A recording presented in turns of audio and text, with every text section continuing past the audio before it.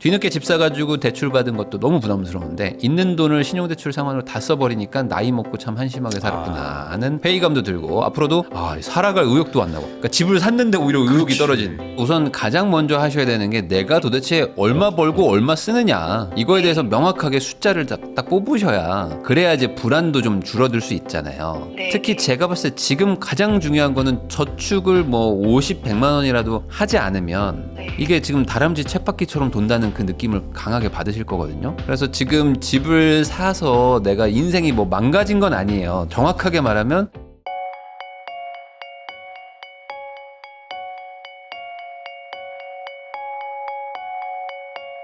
안녕하세요. 결혼 시점에 7천만 원으로 시작해가지고 전세만 살다가 3억 모으고 2억 3천 대출 받아서 집을 샀습니다. 기존에 남편의 사업한다고 빌린 신용대출 9천만 원 때문에 주담대 한도가 안 나와서 신용대출이 이제 DSR에 엮이면서 주담대가 안 나와 이제는. 그래서 이제 신용대출을 받지 않아야 된다. 이게 어찌 보면 핵심입니다. 그러니까 신용대출은 급한 불 끄는 용도로 쓰셔야지 신용대출과 주담대는 이제 서로 이제 반비례 관계로 이제 이렇게 엮여 있다고 보시면 되고. 다만 이제 정책 자금으로 빌릴 때 뭐 신생아 대출 뭐 이런 것들은 같이 쓸 수 있는데 뭐 그거는 좀 따로 얘기를 하고요. 그것도 한은에서 나온 보고서 보니까 정책 자금도 DSR 적용해야 된다. 뭐 그런 것 쪽으로 라는 이제 갈 것 같아요. 나왔어요. 아무래도 그러니까, 이제 갈 것 같아요. 그렇죠. 그것만 빼주는 것도 좀 뭐 서민들을 위한 대출이니까라고 하는데도 약간 이제 변명이 궁색해지는 상황이 그러니까 왔어요. 서민은 대출을 많이 해주고 네. 돈이 부족하니까 근데 돈 많은 사람들은 현금 모아서 집 사라는 건데 사실 취약 차주의 개념으로 보면은 서민일수록 더 돈이 그렇죠. 리스크가 있는 거잖아요. 근데 그런 것들을 이제 정부가 보증을 서가면서 이제 대출을 해주는데 그러면서 또 사회적인 문제들도 생기는 것도 분명 있습니다. 그러니까 아마 줄이는 쪽으로 갈 것 같아요. 자, 그래서 신용대출 다 갚았다. 뒤늦게 집 사가지고 대출 받은 것도 너무 부담스러운데 있는 돈을 신용대출 상환으로 다 써버리니까 나이 먹고 참 한심하게 살았구나 하는 회의감도 들고 앞으로도 살아갈 의욕도 안 나고 그러니까 집을 샀는데 오히려 의욕이 떨어진. 그러니까 있는 돈이 다 사라졌다라는 느낌 때문에 상실감이 굉장히 크신 것 같은데 네. 뭐 그렇게 생각하실 필요 없습니다. 이제 5억 2천짜리 집을 대출 저 정도 받은 거면 실수령 770이신 분이 5억짜리 집을 사면서 됐다는 대출. 거는 이건 약간 다른 것 같아요. 그러니까 이게 집 때문이라기보다는 그냥 그동안에 내가 어떤 거 했던 이게 후회. 네. 내가 왜 그러고 살았지? 라는 어떤 후회가 오면서 좀 이제 불안이 좀 생기신 것 같아요. 자, 지금이라도 정신 차리고 마음 다잡아서 살고 싶어서 나가는 돈에 대해서 재정비를 해야 될 것 같은데 영상도 보고 있으니까 딱 망하는 케이스로 제가 살았다는 생각이 들었습니다. 보험료부터 기타 등등. 정년은 길게 보고 15년 생각하고 있는데 안정적으로 자리 잡아가는 남들 보면서 다시 시작한다는 생각에 또 불안감도 큽니다. 아이가 이제 고1 중3 이제는 뭐 교육비 제일 많이 들어갈 때네요. 남편 사업도 좀 불안하고 앞서 말한 것처럼 병원 상담도 예약할 정도로 불안에 시달리고 있습니다. 그러니까 이제 돈 들어갈 거 뻔히 보이는데 돈을 버는 거는 불안하고 근데 투자해 놓은 게 생각보다 내가 적었다라는 거, 가지고 있는 게 적었다라는 걸 알게 되니까 완전히 이제 막 불안한 뭐 이제 뭐 바다 위에 떠 있는 배처럼 느껴진다는 거죠. 자, 9월에 입주 예정인 아파트인데 5억 2천만 원인데 주담대가 2억 3천입니다. 그러면 이 정도면 대출 비율만 봤을 때는 뭐 많은 건 아니에요. 절반도 안 되죠. 50%가 안 되시니까 네. 이 정도는 뭐 많이 받은 건 아닌데 모합이랑 그랜저 가스차가 있고 돈을 못 모으는 이유는 소비 관리다. 자, 교육비를 포기 못한다. 이제 이게 문제인데 앞으로 교육비를 더 들어갈 포기를 못하면 쪽인데 자, 사실 저거 포기하기 쉽지가 보겠습니다. 않죠. 자, 저축을 100만 원 정도 하시는데 120만 원 상환으로 전환되죠. 그러니까 적금 부다가 지금 9월에 입주거든요. 네. 대출 받으시면서. 근데 그때 주담대가 저 정도 받으시면 한 120만 원 정도 원리금 상환을 할 것 같으니까 지금 하고 있는 적금은 못 할 것 같다. 그럼 이제 제로. 네. 이제 저축은 0인 거죠. 9월부터는 다 주담대로 전환. 그렇게 되면 교육비를 어떻게 늘리지? 그렇죠. 이제는 늘릴 방법이 없는 거네요. 그런데 이분 소득이 770이었잖아요. 네. 저축 110만 하고 있었는데 이게 없네요. 빼면은 네. 420을 지출한다고 말씀은 하셨거든요. 그럼 돈이 없어요. 그러면 지금. 200이 어디 없어졌네요. 240만 원이 지금 사라지고 있어요. 그래서 아마 지금까지는 이에 대해서 잘 파악을 안 하시고 저거 다 쓴 거죠. 식비가 좀 말이 안 되네요. 네, 말이 안 됩니다. 네 4인 분이서 극구에 일주일치 아닌가요? 이거 일주일치? 30만 원이면 일주일치거든요. 네. 여기에 아마 한 100만 원 정도 그렇죠. 더 들어가 있을 것 같고 경조사도 아마 조금 더 있지 않을까 싶기도 하고 문화여가비에 또 한 저기도. 10만 원 정도 막 들어갈 거고 교육비도 뭐 한 조금 더 들어갈 겁니다. 그리고 애들 옷도 사주고 네. 뭐 이런 것도 그런 거 필요하니까 생각하면 네, 차도 2대시고 자 보험료가 75예요. 부모님까지. 부모님 두 분 보험료까지 내고 계시니까 부모님이 네. 또 연세가 있으시니까 저거는 이제 안 내드릴 수도 없는 거고. 부모님 정도 되시면 이제 나이가 이제 뭐 60, 70대들 되시면 보험을 안 들고 있기는 참 어렵지 않나요? 그렇죠. 어떻게 해야 되죠? 그런데 안 들고 계시다면 새로 보험을 가입하시려고 하시는 경우들이 많이 있어요. 근데 저는 개인적으로 그거 반대입니다. 아 없다면 보험을 더 들지 마라. 하지는 마라. 어차피 비싸요. 비싸고 진짜 정작 필요한 보험들은 또 가입을 안 시켜줘요. 뭐 고혈압 조금 있고 당뇨 조금 있고 다 어르신들 그렇잖아요. 그러면은 하고 싶은 건 다 안 되고 그냥 뭐 그거와 전혀 상관없는 상해 보험 위주로 암 진단금도 찔끔 한 100만 원, 200만 원 나오고 많이 나와봐야 500만 원 이런 식이니까 네. 실제로 우리가 원하는 보험을 가입하기는 솔직히 60세가 넘으셨다 그러면 어렵습니다.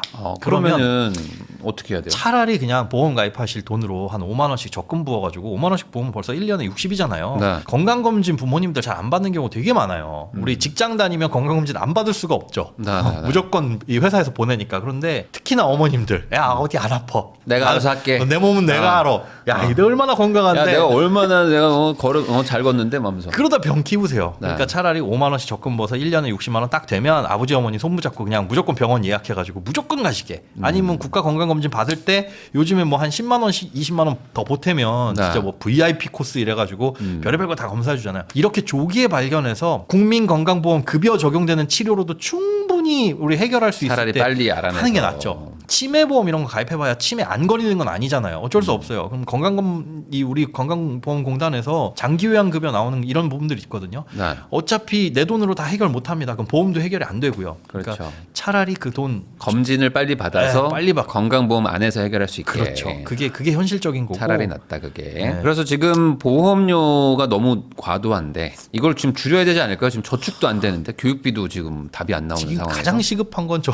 미확인 240이 어디로 갔느냐. 요거 어디로 갔느냐. 이거, 요것도 좀 예. 여쭤봐야 될 것 같고. 자, 그다음에 자산을 보면은 이제 3억 6천만 원 정도 되시는데 네. 이제 주식 600, 청약 200, 그다음에 자녀 펀드에 한 2천만 원, IRP 연금에 한 8천. 네, 못 쓰는 변액 돈이죠, 보험 저거. 이거 어떡하죠? 저거를 보니까 웬만했으면 저거 그냥 없애세요라고 말씀을 드렸을 텐데 저게 보험사에서 판매 지금도 되나 모르겠어요. 예전 보험사에서 변액보험 중에 카디프 생명이라는 방카슈랑스 전용 은행에서 전용으로 판매하는 상품이 있었어요. 네. 근데 제가 봤던 유일한 변액보험 중에 유일하게 괜찮은 아, 유일하게. 은행에서 파니까 사업비도 굉장히 적고 네. 그다음에 얘네들이 펀드 운용을 되게 잘해요. 그래서 저기에 그 5년 납이시래요. 600만 원 넣은 게 벌써 천이 된 거예요. 천이 된 거예요. 그럼 잘 됐네. 잘 된 거예요. 이거는. 근데 문제는 이 변액보험이라는 웃긴 녀석이 보험이니까 10년을 유지하면 비과세요. 근데 변액보험은 펀드에 투자하는 보험이잖아요. 네. 보험이라서 펀드에 투자되더라도 10년 내에 깨면 세금이 아. 붙어요. 그러니까 그럴 거였으면 펀드에 투자를 했으면 그렇죠. 그러니까 참 애매한 지금 10년이 안 됐으니까 이걸 깨면은 400에 대해서 세금도 내야 되고 그러면은 어쩔 수 없이 10년을 끌고 가야 된다. 그냥 뭐 저게 급한 게 아니라면 급한 돈은 아니네요. 네, 제가 급한 봤을 돈이 때. 아니라면 아. 끌고 가는 수밖에 없고 얘는 저는 좀- 이제 납입은 안 하고 계신 상태입니다. 끌고 가다가 10년 지나서 뭐 정리하시는 걸로. 네. 아파트가 5억짜리인데 이제 요번에 주담대 이제 한 2억 3천 받으시고 5천만 원은 이제 만기 일시상환? 아, 이게 나중에 이자만 내고 계시다. 예. 이거는 네. 아직 남아 있는 돈 만기일 시상환 해야 되는 신용 대출이 그러니까 3억 6천 정도니까 이제 40대 중후반 정도 되셨는데 이제 3억 6천이면은 뭐 그냥 뭐 평균치 정도는 네. 되는데 아 내가 이제 교육비 내고 막 이제 그 뭐랄까 남들 하는 만큼 써야지라고 생각하니까 이제 답이 잘 안 나오죠. 불안하죠. 특히 이게 불안 요소 중에 가장 큰 게 이거 같아요. 이게 저축이 안 된다는 너무 거. 적어요. 이게 겪어보신 분들은 아실 텐데 내가 매달 일을 하는데 통장에 돈이 그대로야.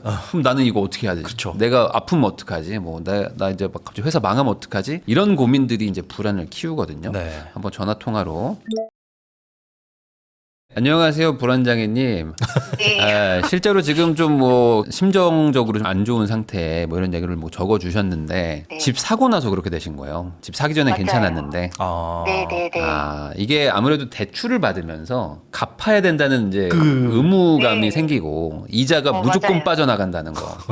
근데 네. 이거 어떡하지? 이런 생각이 지금 드시는 거잖아요. 아, 이게 대출을 더 크게 받잖아요. 그러면 더 막 심해지거든요, 이게. 근데 지금 이제 아까 소장님도 말씀해 주셨지만 미확인 자금이 240만 원이 있습니다. 이게 네. 요즘 혹시 어디로 쓰시는 거예요? 생각해보니까요. 음. 그냥 매월 나가는 돈은 이제 그렇게 정해진 데에 다 쓰고 이제 상여 들어오는 걸로 생활비 좀 하고 남는 돈은 그냥 따로 그냥 MF에 그냥 들어가 있는 자금이 남는 자금이 있는 것 같아요. MMF로. 그러면 저축을 네. 더 하시는 거예요? 예, 남으면 그냥 그쪽으로 계속 그냥 그게 넣어놨던 거예요. 평균적으로 대략 월 평균 얼마 정도 되나요? 그렇게 남는 돈이. 남는 돈이요? 네, 그렇게 MMF로 넣었던 돈. 월평균으로 치면 조금 계산이 어렵고 네. 제가 상여가 3개월에 한 번씩 있다 보니까 네네. 거기에서 남는 돈 뭐 한 200, 300 남으면 그냥 거기다 넣어놓고 뭐 이런 식으로. 상여는 3개월에 한 번씩 나오는데 그때 남는 게 한 200, 300. 300이라고 쳐도 월 평균 100만 원이거든요. 네. 그러면 지금 많은 분들이 의심하는 게 식비 30이 되냐? 아, 이제 그게 식비는 네. 정확히 계산을 안 해봐가지고 아. 정확한 그죠. 금액은 아닌 것 같아요. 그거는. 네. 카드로 드러나는 금액 그냥 제가 그냥 카드로. 뭐 배민을 배달 음식을 시켰다든지 네. 네. 그런 식으로 쓴 돈을 그냥 급하게 보내다 보니 그렇게 된 것 같고 네. 실제로는 이제 마트에서 장보 가면 훨씬 더 많이 나가죠. 그렇죠. 그렇죠. 그래서 우선 가장 먼저 하셔야 되는 게 내가 도대체 얼마 벌고 얼마 쓰느냐 이거에 대해서 명확하게 숫자를 딱 뽑으셔야 그래야 이제 불안도 좀 줄어들 수 있잖아요. 네. 특히 제가 봤을 때 지금 가장 중요한 거는 저축을 뭐 50, 100만 원이라도 하지 않으면 네. 이게 지금 다람쥐 쳇바퀴처럼 돈다는 그 느낌을 강하게 받으실 거거든요. 네. 저축이 아예 안 되고 거꾸로 이제 애가 뭐 학원을 더 갈 텐데 앞으로. 그러니까 지금 뭐 여유 있게 뭐 알아서 모이면 뭐 저축해요가 아니라 철저하게 좀 다 계획을 세워가지고 얼마를 뚝 떼놓고 저축을 하고 나머지로 어떻게든 산다. 이렇게 좀 그 선우를 바꾸지 않으면 이 네. 불안이 계속될 거거든요. 그래서 이 부분부터 먼저 좀 하셔야 되지 않을까. 돈 관리는 본인이 다 하시나요? 네네네. 지금 가계부 따로 안 쓰시죠? 가계부는 안 쓰죠. 네. 그거 앱이라도 설치하셔가지고 어플리케이션 도대체 어느 항목에 얼마씩 쓰는지 정도는 그 신용카드 내역 쫙 긁어오면은 과거 것까지도 볼 수 있거든요. 네. 그거 한 번이라도 해보셔서 보통 우리가 얼마에 평균적으로 뭘 쓰고 있는지 그리고 줄일 수 있는 건 뭔지 이거부터 골라내셔야 될 것 같아요. 안 그러면 이 상황에서 진짜 앞서 말씀하신 대로 교육비 조금 늘어나게 되면 그 2달에 3달에 한 번씩 나오는 그 상여금에서 여유 생겨서 저축하는 그 돈마저도 없어질 수 있거든요. 네, 맞아요. 그럴 것 그러니까. 같아서. 네. 네. 그러니까 지금 걱정하고 불안하기보다는 오히려 지금 내가 어떤 상태인지 파악하고 숫자로 지금 얘기를 해야지 지금 약간 그 감정으로 얘기하면은 이게 해결이 안 되거든요. 물론 힘드시겠지만 좋은 면으로 본다면 어쨌든 대출 자체를 뭐 엄청 많이 받으신 건 아니에요. 대출 자체를 많이 받으신 건 아니고 소득 대비 뭐 과한 집을 사신 것도 아닙니다. 네. 근데 그냥 지출이 많은 것뿐이에요. 그러니까 지출을 안 하면 되는 거예요. 그러니까 지출 안 하면 불안은 없어지는 거예요. 그러니까 지출을 좀 줄여서 저축을 하면 불안은 해결됩니다. 네. 근데 지출을 못 줄이면 불안이 커질 거야 계속. 왜냐면 대출은 계속 나를 막 옥죄는 것처럼 보일 거니까. 그러면 이제 남편이 사업이 안 되면 어떡하지부터 막 이제 네. 꼬리에 꼬리를 물고 뭐 우리 애가 지금 재수하면 어떡하지? 막 이제 돈은 어디서 구하지? 그럼 뭐 집을 팔아야 되나? 나 그런 쪽으로 가잖아요. 네. 예. 지금 벌써 끊임없이 그런 아직 상상이 집 돼요. 사지도 않았는데 집 파는 거기 걱정까지 하고 계셔. 그러니까 네. 차라리 사지 말 걸. 뭐 이런 네, 생각도 맞아요. 들고. 네. 자, 근데 그거의 그 시작은 지출을 줄이지 않아서입니다. 네. 지출을 줄이지 않아서. 그래서 지금 집을 사서 내가 인생이 뭐 망가진 건 아니에요. 정확하게 말하면 그냥 내가 지출을 과하게 하고 있는 것 뿐입니다. 버는 거에 비해서. 집이 우리 집, 그러니까 이 집 자체가 나한테 무리한 집은 전혀 아니에요. 전혀 아닙니다. 그래요? 전혀 아니에요. 전혀 아니에요. 아. 대출도 이게, 지금 네. 많다고 생각하실 수 있는데 네, 네. 전혀 많지 않아요. 절반도 안 됩니다. 많은 것도 아니에요. 다들 이 정도는 뭐 받아서도 사고요. 본인 소득 대비해서 뭐 이 정도 이거 못 갚지도 않아요. 한 달에 120 이면. 그냥 열심히 갚으시면 뭐 다 네. 갚을 수도 있는 정도고. 그러니까 뭐 이 집이라는 게 뭐 갑자기 뭐 영원으로 제로로 되는 것도 아니고 그럼요. 아무 문제 없거든요. 네. 딱 하나 지출이 문제예요. 네. 자, 그렇게만 생각하면은 돼요. 왜냐면 보통 이제 불안하거나 이럴 때 뭘 해야 될지 모르겠으니까 불안한 것도 있는 거잖아요. 나는 지출을 줄이면 되겠다라고 이제 단순화하시면 됩니다. 나의 목표는 지출을 줄인다. 네. 저축을 어떻게든 한 달에 뭐 100, 200만 원으로 늘린다. 주담대 네. 내고도 돈을 모아놓는다. 왜? 우리 애가 교육비가 더 커질 거를 감안해서 미리 줄여놓는 거죠. 보험료가 엄청 높아요. 보험료를 줄일 방법 없을까요? 보험료를 그래서 남편 것만 해도 보험료가 혼자서 23만 원이 에이. 들더라고요. 아, 남편분 몇 살이신데요? 네? 지금 46. 저랑 저 한 살 차이 나는데 23만 원이요? 제가 제가 갱신돼가지고 실손보험이 2세대 실손이라 비싸져서 갱신돼서 내는 게 지금 12만 3천 원인가 그런데 너무 많이 냈다라는 거군요. 네, 그래서 그냥 12 그거랑 안보험을 제가 따로 들어놨더라고요. 아. 합쳐지니까 이게 네. 부모님 것도 다 내주셔야 되는 상황이에요. 아무래도 네. 안 낼 방법은 없을까요? 안 낼 방법이요? 뭐 다른 안 내- 다른 사람이 낸다거나 뭐 부모님이 내신다거나 이럴 수는 없는 상황이고. 그것도 생각해볼 수는 있어요. 그 부모님 보험은 가입하신 지 오래된 건가요? 이제 얼마만 안 내면 끝나는 그런 거예요? 제가 보니까 제 가입할 때 아빠 것도 같이 가입이 돼 있어 보니까 제 거가 한 5, 6년 정도 남았다고 5, 하더라고요. 6년 정도. 그것만 네. 내시면 끝나는 거예요, 아버지 보험은? 예, 아, 예. 어머니 보험은요? 어머니는 안보험을 제가 따로 내고 있는데 그게 이번에 갱신이 돼서 갱신형 그거는- 안보험? 네, 이면 그거 뭐가 네. 끝나고 다시 가입이 됐어요. 그러니까 그 납입이 끝나고 다시 보험료가 올라가가지고 또 내게 돼 있더라고요. 맞아요. 그 갱신형 보험은 그렇게 그 5년 다니다 그러면 5년 끝나면 계속 내면서 100세 만기면 100세까지 내야 됩니다. 네, 결국은 못 그렇게 돼 내요. 그거 있더라고요. 유지 못 해요. 유지 못하는 걸 안 돼요, 안 들으셨네요. 돼요. 예. 계속 올라가니까. 네, 계속 올라가다가 언젠가 네. 진짜 꼭 필요한 뭐 80, 90 이때 되면 그때 가면 깹니다. 그럼 무슨 의미가 있어요? 아이고. 보험료 자체가 지금 너무 과한 것 같아요. 너무 과합니다. 남편 좀 줄이긴 보험도- 줄여야 될 것 같아요. 나머지 그러면은 4명, 3명은 지금 뭐야? 아들과 본인인가요? 아들, 딸, 뭐 본인 이런 건가요? 저하고 딸 둘이요. 다. 딸 젊은데 네. 이렇게 많이 막 해야 되나요? 글쎄요. 저도 그거에 대해서는 아이들 보험은 오히려 부모님들이 네. 아이들 그 사랑하는 마음에 왕창왕창 가입시켜 주는데 최소한 그냥 실손 하나 정도 그 정도만 해주고 나중에 자기들이 취업해가지고 보험 필요하면 그때 가입해도 전혀 늦지 않거든요. 자기 돈으로. 네.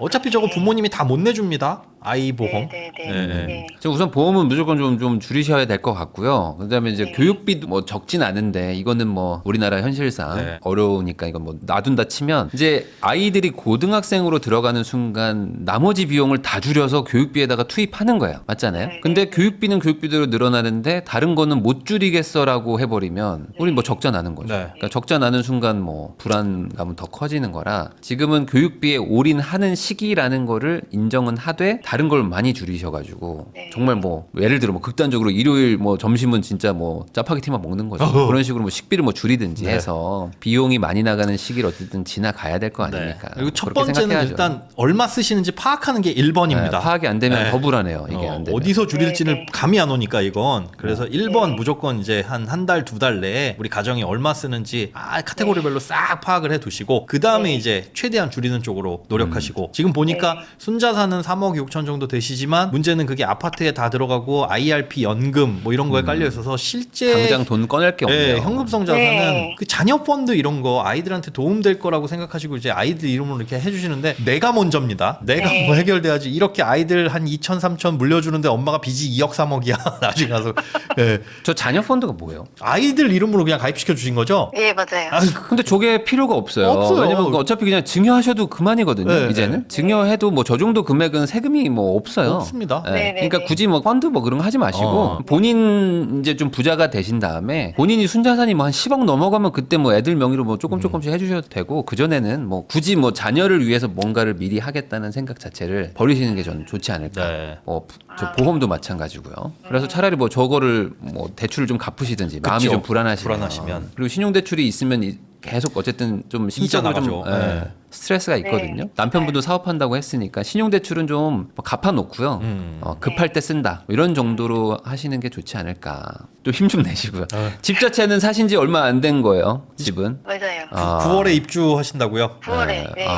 아직 들어가기도 전에 무슨 일 생기면 그러니까. 집 팔아야 되는데 이것도 이게 많은 분들이 착각하는 게 집이 뭔가 문제가 있다 그래요. 뭐 예를 들어 뭐 집을 잘못 사서 뭐 우리 가족이 뭐 문제가 됐어. 뭐 이런 것도 있잖아요. 집 풍수 막 얘기하시는 분들 많잖아요. 근데 아무 문제 없거든요. 뭐 경매 넘어간 집에 살면 망해 뭐 이런 아이고. 얘기만 있잖아요. 그러니까 집은 죄가 없어요. 집은 아무런 죄가 없습니다. 그냥 내가 지금 내 지출을 포기를 못하는 부분, 네. 그거가 이제 유일한 문제인 거죠.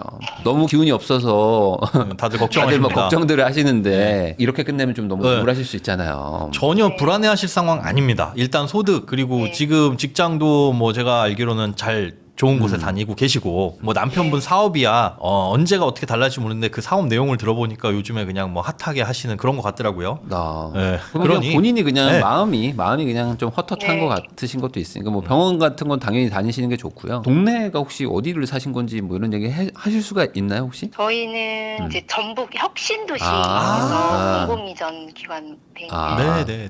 그쪽에 조금 오르지 않았어요? 그러니까 뭐 네. 기분 좋게 기분 좋게. 기분 좋게 좋은 곳에 집 샀다. 아. 이제 이사 올랐는데 가면 또 제가 산 것 같은 막 이런 느낌. 아 그런 것도 그러니까 오르는데 따라 추격 매수한 것 같다. 아이고 그거 조금 네. 떨어지면 아. 그럼 또 이제 막 그거 가지고 막 불안해하실 때 그러지 마세요. 집은 네. 조금 떨어졌다고 손절하고 그러는 거 아닙니다. 그럼 거기도 이제 들어가서 사실 거잖아요. 거기 살면 어쨌든 좋은 아파트 아니겠습니까? 네, 네. 아, 지금보다 어쨌든 주거 환경도 좋아지는 거죠. 네네. 아, 그러니까 뭐 그런 또 장점도 생기는 거고 그러니까 너무 안 좋은 면만 지금 보고 계시는 것 같아요. 네네. 분명히 좋은 일도 많은 건데 그래서 요번에 잘 이겨내시고 이렇게 한번 겪어야 될 일인 것 같아요. 제가 봐도 처음 사신 거죠 집을. 네. 그러니 대출 몇 억씩 되니까 막 불안하신 마음은 이해는 되는데 맞아요. 다들 그러고 삽니다.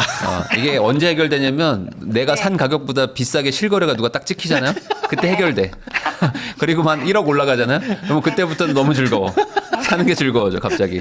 빚 더 받을 걸. 막 이런 생각을 하게 됩니다. 그러니까 네. 처음 하셔서 그런 것도 있으니까 네. 시간이 지나면서 문제가 해결될 것도 많을 거예요. 꼭 그 병원 좀 다니시고 이게 악화될 수도 있거든요. 이런 생각보다. 그러니까요. 아, 거기 그러니까 매몰되시면 맞아요. 안 됩니다. 네. 지금 전혀 문제 없어요. 좀 다만 전혀 문제 없는 건 아니에요. 지출만 좀. 지출 파악하셔야 돼요. 보험 조금 줄이고 네. 문화 여가는 좀 나중에 하고요. 우선은 애 교육을 먼저 지금 해야 되니까 네. 그렇게 생각하시고 딱 100만 원이라도 주담대 내고도 100만 원이라도 저축을 해보자. 네. 네. 그런 마음으로 하시면서 실거래 높게 찍힐 때를 기다리죠.